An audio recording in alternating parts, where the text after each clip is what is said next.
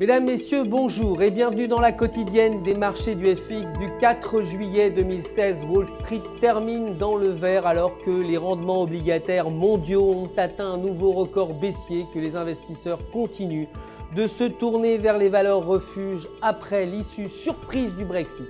La semaine dernière, le Dow Jones et le S&P 500 ont clôturé respectivement sur une hausse de 0,11% et de 0,19% et le Nasdaq a gagné 0,41%. A noter la hausse de l'action Yahoo de 1,14%, clôturant à 37,99 $ l'action.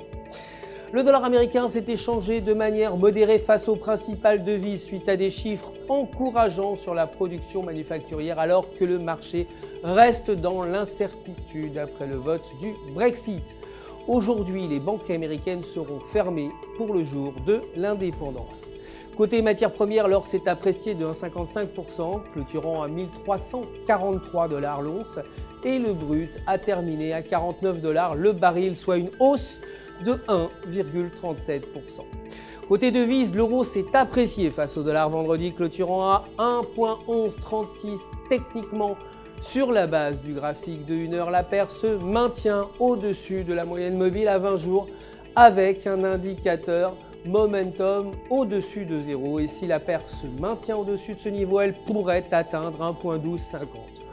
En revanche, une cassure de la moyenne mobile à 20 jours marquerait un fort renversement de la tendance et la paire pourrait atteindre les 1,1050.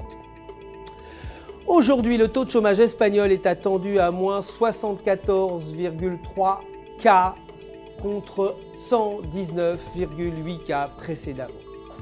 La livre a chuté face au dollar, clôturant à 1,3262 techniquement sur la base du graphique de 1 heure. La paire est sur une tendance baissière avec un RSI en dessous de 50. Et si la paire se maintient sous ce niveau, elle pourrait atteindre 1,3100. Cependant, si elle atteint les 1,3320, nous pourrions assister à un renversement de la tendance et une hausse vers les 1,3400. Pour terminer, l'indice PMI est attendu à 50,6 contre 51,2 précédemment.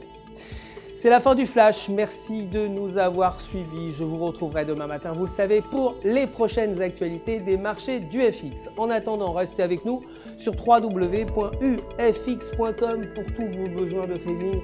Vous le savez, un conseiller personnel est là pour répondre à toutes vos questions. UFX se joint à moi pour vous souhaiter une excellente journée sur les marchés.